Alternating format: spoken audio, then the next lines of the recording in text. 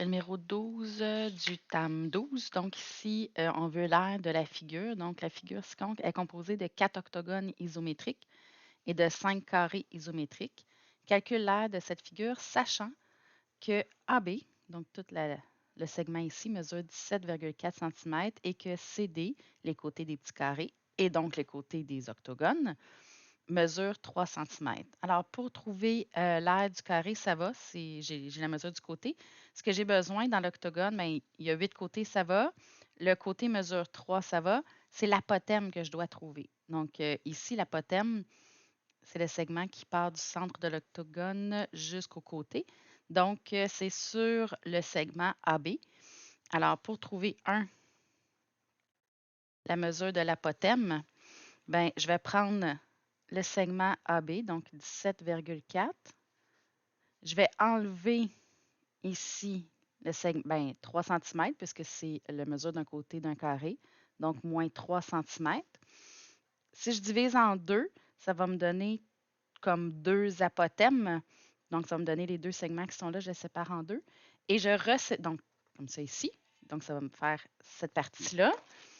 Et si je resépare en deux, ça va me faire juste la moitié, donc l'apothème. Alors, je vais rediviser par 2 ou évidemment diviser par 4.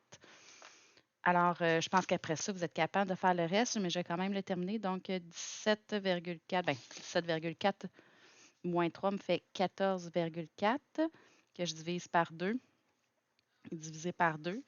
Donc, 14,4 divisé par 2 me donne 7,2. Donc, ça, c'est tout le segment qui est là. Et je redivise par 2 pour avoir l'apothème, donc divisé par 2, 3,6. Donc, l'apothème est égal à 3,6 cm. 2, je vais faire l'aire totale. Donc, l'aire totale, c'est quoi? Mais j'ai 4 octogones, donc c'est 4 fois l'aire d'un octogone, plus j'ai 5 carrés, donc 5 fois l'aire d'un carré, donc 4 fois CAN divisé par 2 plus 5 fois côté au carré. Donc, 4 fois. La mesure de l'octogone, c'est 3. L'apothème, j'ai trouvé, c'est 3,6. Le nombre de côtés, c'est 8. Je divise par 2 plus 5 fois.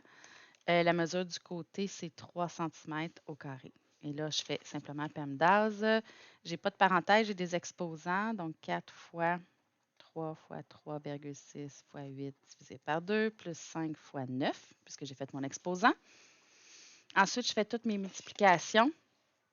Alors, 3,6 fois 3 fois 8 fois 4 divisé par 2 me donne 115,2 plus 45.